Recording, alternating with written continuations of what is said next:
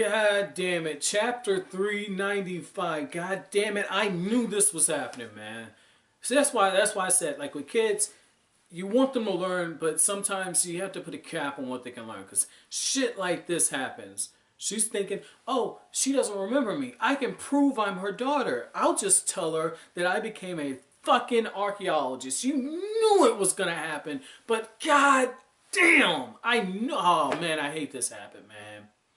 Like, Robin, no matter how many times she got warned, even after seeing Professor Clover get shot, even after Clover telling her, staying by me is going to prove he is guilty, and her mom disowning her, trying to buy her time to get away, Robin's just like, well, I became an archaeologist like you. I hope we could hold hands. And right away, everyone's looking. You can, and this is going to be key. Because the leader of CP9 is going to look, and he's going to see the look on all those archaeologists' faces. They're going to know that that girl was not lying. You knew it was coming. But it doesn't make it any less heartbreaking. Any less heartbreaking. I hate that that happened, man. And the telltale sign is going to be with Olivia with her hand over her mouth trying to stifle the cries. She's crying. You could tell in a moment she was happy for her daughter, proud, but at the same time, that you can tell just broke her heart, because her daughter essentially got given a death wish. Oh man, I hate that that happened. And for me, if this was a separate chapter, I'd be totally happy with it. But Oda gave me something to think about. And this is the benefit I have of reading or binge reading and recording slash reacting for these reviews, is I get to throw out theories to you guys. You guys can tell me if I'm going in the right direction, if I'm wrong. So that's what we found out in this. I kept saying, I was like, in that 100-year void, one of the things that we saw was the world government, they're trying to keep it away. Knowledge, Poneglyph is said to be a weapon.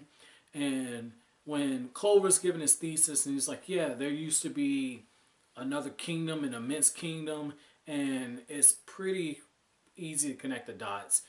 All those allies that got together, they formed what's now the world government. And if the Poneglyphs are created and scattered about like this, those people had to be in fear for some reason.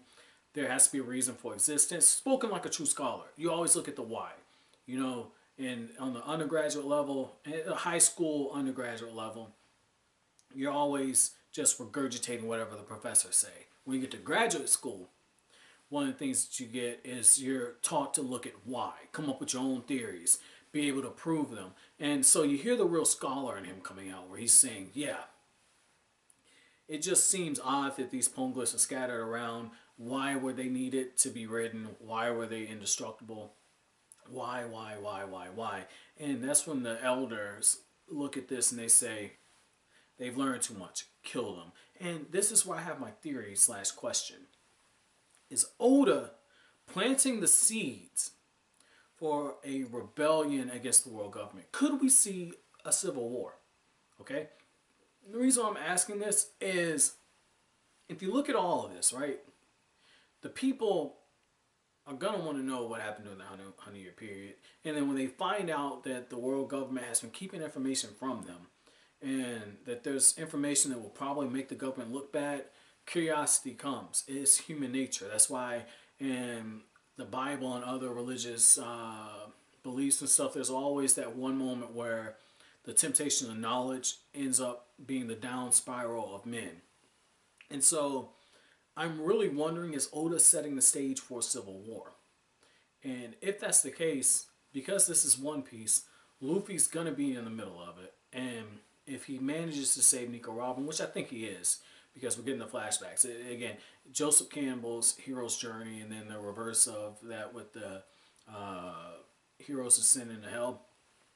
Too much is mashing up. So I'm looking at this, I'm understanding it. But I'm wondering if he's going to use Nico Robin as a way to assist Luffy through this, and maybe we get a new age ushered in.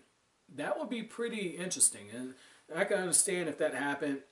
But again, maybe I'm just reading too much into that. But I feel like there's going to be a civil war between the people and the world government. But before that happens, you're gonna have to have some infighting, okay? Because you're gonna have people that are gonna want to use the poneglyphs in order to gain power. So you're gonna have somebody that's power hungry, and you're gonna have the people who are probably sympathetic to Robin. There's gonna be some type of fight before that, and then the fight towards the world government. Again, I might be reading too much into that, but this was a good chapter, man. This was really good. Another bombshell, great pacing, awesome artwork. And again, like my favorite moment is when Nico Robin's mother, Olivia, is just covering her mouth, trying not to cry. And you got Saul running, trying to gain the attention. He's yelling, Nico Robin, get away. I'm really curious to see where this is going because the Buster call is coming. All the Navy guys are like, oh shit, Buster call, get the fuck out of here. Like, this was, woo.